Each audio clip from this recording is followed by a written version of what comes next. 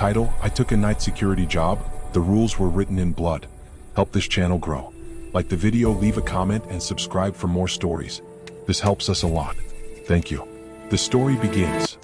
The job appeared on a local employment board without a company logo, without a phone number, and without a listed address. It was titled Night Security Officer, and the pay was listed far above anything reasonable for a position that required no prior experience. The description was short, clinical, and unsettlingly precise. Overnight shift. Isolated location. No visitors permitted. Strict adherence to rules mandatory. Failure to comply may result in termination. Termination was the word that lingered. Not dismissal. Not firing. Termination. The man who applied did so out of desperation rather than curiosity. He had recently lost his previous job, his savings were evaporating, and the pressure of survival had begun to outweigh his instinct for caution. When the confirmation email arrived almost instantly, he felt relief instead of suspicion. He was instructed to report the following night at exactly 11:40 p.m. No earlier, no later. The address led him far beyond the last functioning streetlight of the city. The road narrowed, the asphalt cracked, and the GPS signal began to stutter as though it were struggling to remember where it was. Eventually, the navigation system gave up entirely, leaving him to follow handwritten directions printed at the bottom of the email. Turn left at the burned tree. Continue until the radio loses signal. Stop when the road becomes gravel. The property emerged from the darkness like a mistake. A massive, windowless structure squatted behind a chain-link fence topped with rusted barbed wire. It resembled an industrial facility from another decade, the kind that once existed to do something people no longer spoke about. The sign near the gate was old and partially peeled away, its lettering faded beyond recognition. The gate stood open, waiting. He parked beside a small guard booth that looked abandoned, its glass cracked and clouded from years of neglect. Inside the booth sat a clipboard, a flashlight with dead batteries, and a thick envelope sealed with red wax. His name was written on it in block letters that appeared to have been carved rather than written. The envelope contained a single laminated sheet labeled Rules for Night Security Personnel. The paper beneath the laminate was stained dark brown in several places, unevenly soaked, as though something wet and organic had once been pressed against it. The stains did not look accidental. There were 9 rules. The first instructed him to lock the gate behind himself at exactly 11:45 p.m. and not reopen it until 6 a.m., regardless of circumstance. The second rule stated that the main building contained no occupants and that any indication otherwise was to be ignored. The third rule warned him not to enter the building under any condition. The fourth rule informed him that at 1:11 a.m., the exterior floodlights would shut off for exactly 60 seconds and that he must remain seated and keep his eyes on the ground until they returned. The fifth rule was shorter. If footsteps were heard during the blackout, the footsteps were not his. The sixth rule stated that if the smell of iron became noticeable, he was to hold his breath for as long as possible and think of nothing personal. The seventh rule instructed him to never check the time between 3 a.m. and 3:33 a.m. The eighth rule explained that if he saw someone standing at the edge of the fence, he must not acknowledge them in any way. The ninth rule was the most disturbing. If blood appears where it should not be, remember that it was used to write this warning. He finished reading at exactly 11:44 p.m. At 11:45, the gate closed on its own. The click of the lock echoed too loudly in the empty night, and with it came the sudden awareness that there was no visible guard inside the booth. No logbook entries. No emergency contacts. No evidence that anyone had worked this position before him, except for the rules themselves. The hours before midnight passed slowly, the silence pressing in on him like a physical weight. The air was unusually still, thick in a way that made breathing feel deliberate rather than automatic. When the time approached 1:11 a.m., his chest tightened, anticipation sharpening into dread. The floodlights died instantly. Darkness swallowed the property in a way that felt unnatural, as though the absence of light had mass and intention. He obeyed the rule, lowering his gaze to the cracked concrete beneath his boots. In the silence, something shifted. Not a sound exactly, but the suggestion of movement, a pressure change that hinted at something passing too close to name. The lights returned precisely 1 minute later. Nothing appeared out of place, but the sense of being observed lingered. From that moment forward, the night no longer felt empty. It felt crowded. As the hours dragged on, subtle changes became impossible to ignore. The smell of iron crept into the air without warning, heavy and metallic, clinging to the back of his throat. He held his breath as instructed, forcing his thoughts into emptiness. When he finally inhaled again, the scent vanished as abruptly as it had arrived. Time began to behave strangely. The clock on his phone seemed to jump forward and backward by minutes at a time, though he remembered the seventh rule and resisted the urge to check it during the forbidden window. His surroundings felt increasingly wrong, as though the space itself were stretching and compressing in ways his mind struggled to interpret. At some point after 2 a.m., he noticed something along the fence line. A shape, tall and narrow, standing just beyond the reach of the floodlights. It did not move. It did not breathe. It simply existed, a silhouette cut from deeper darkness. He remembered the eighth rule and did nothing. The longer he avoided looking directly at it, the more oppressive the sensation became. His skin prickled, his muscles trembling with the instinct to run, but the rules had made one thing clear. Movement invited consequences. By the time the clock approached 3 a.m., the air felt wrong in a way that went beyond fear. The temperature dropped sharply, frosting his breath. The silence deepened until it rang. When the forbidden time window began, he stared straight ahead, refusing to confirm it. That was when he noticed the stains. Dark patches had appeared on the concrete near the booth, irregular and spreading slowly outward. They glistened faintly under the lights, unmistakable in color and texture. The blood seemed fresh, though there was no source. It seeped upward from the ground itself, forming shapes that almost resembled letters before dissolving into formless pools. The ninth rule echoed in his mind. The rules were not written as warnings. They were written as records. Something brushed against the outside wall of the booth. Not a strike. Not an impact. A deliberate, exploratory contact, like fingers tracing a surface in the dark. The structure creaked softly in response, and with that sound came a realization that hollowed his chest. The building was not empty. It was patient. As the night pressed toward its end, the property seemed to close in around him. The fence appeared closer than before. The road beyond it felt impossibly far away. Every instinct screamed that the job was not designed to be completed, only endured, and even endurance felt temporary. When the clock finally reached 6 a.m., the gate unlocked with the same mechanical finality with which it had closed. Dawn broke weakly over the horizon, revealing no trace of the stains, no sign of the figure by the fence, and no evidence of the presence that had surrounded him all night. Inside the booth, however, something new rested on the clipboard. A fresh sheet of laminated paper. The rules had been updated, and written among them, in dark, unmistakable lettering, was a new instruction bearing his name. The new rule sat at the bottom of the page, darker than the others, as though the ink, or whatever substance had been used, had not fully dried. The man did not need to read it twice. Seeing his own name embedded among the instructions broke something fundamental inside him. The rules were no longer general precautions. They were adaptive.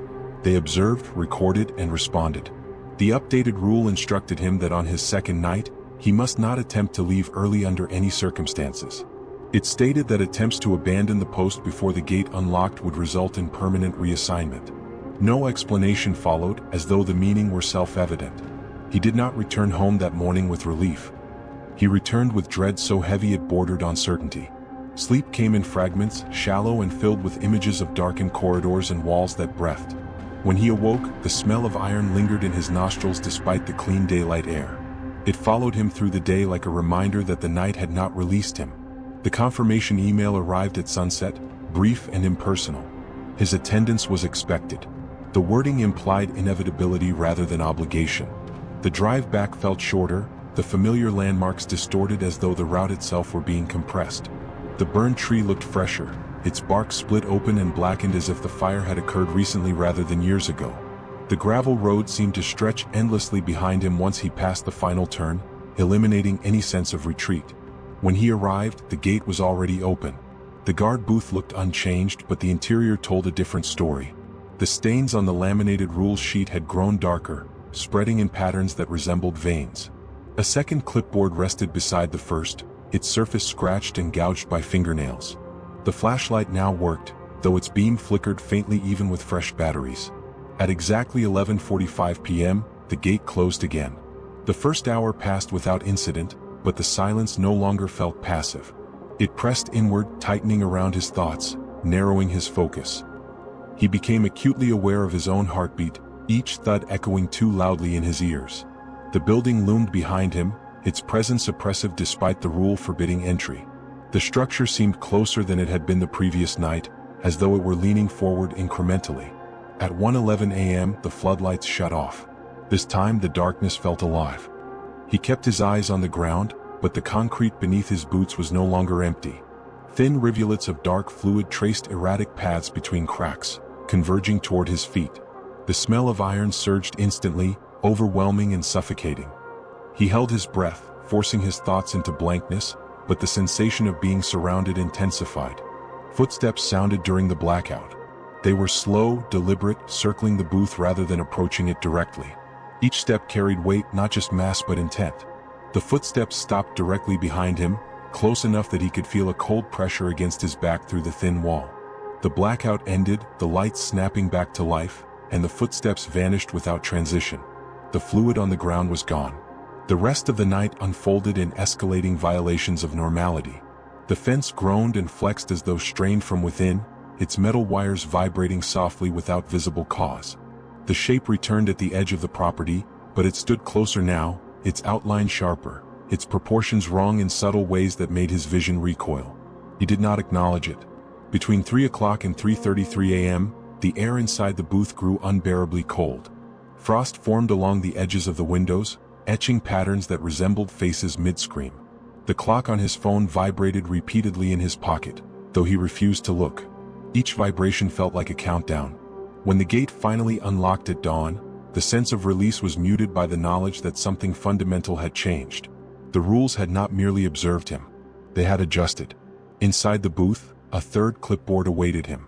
This one contained a log of activity written in meticulous detail. It described his movements, his breathing patterns, the exact moments when fear spiked and subsided. The handwriting was precise, elegant, and unmistakably not his. At the bottom of the log, a note indicated that compliance levels were acceptable. The third night arrived without delay. There was no email, no reminder. The expectation had become implicit. When he attempted to ignore it, an overwhelming pressure built behind his eyes, accompanied by a sudden vivid image of the gate closing without him inside the booth. He understood then that participation was no longer voluntary. By the third night, the property no longer resembled an isolated facility. The surrounding darkness pressed inward, swallowing the road entirely. The fence line seemed to curve unnaturally, enclosing more space than it should have been capable of containing. The building's surface appeared wet, glistening faintly as though perspiring.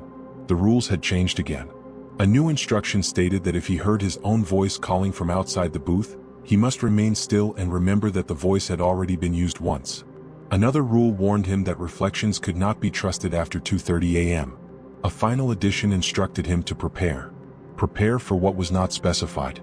The night descended rapidly, events overlapping and compounding. The blackout came early, plunging the property into darkness without warning.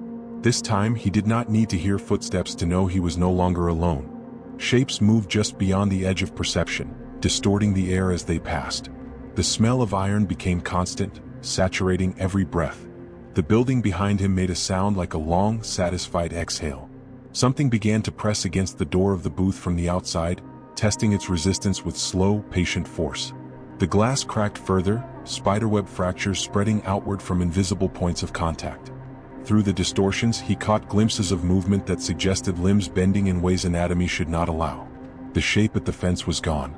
Instead, multiple figures stood just beyond the floodlights, their forms overlapping, merging, separating. They faced the booth in silent unison. None of them cast shadows. At some point during the forbidden window, the rules themselves began to change. Letters shifted position, words rewriting themselves in real time beneath the laminate. Instructions were added, removed, refined. The rules were no longer static artifacts. They were alive, adapting faster than he could process. One line appeared, then darkened. The position will soon be vacant. The realization struck with numbing clarity. The job was not designed to be survived long-term. Each night's compliance fed a system that required replacement. The rules were not warnings for employees. They were containment protocols. The pressure against the booth intensified, the structure groaning as though it were being bent inward. Cracks spread along the walls, and through them seeped the same dark fluid that had stained the ground nights before.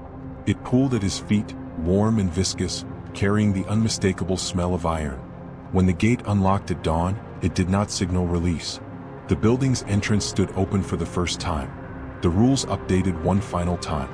The last instruction stated that his shift was complete and that his presence was now required elsewhere. The designation beside the instruction did not list a job title. It listed a location.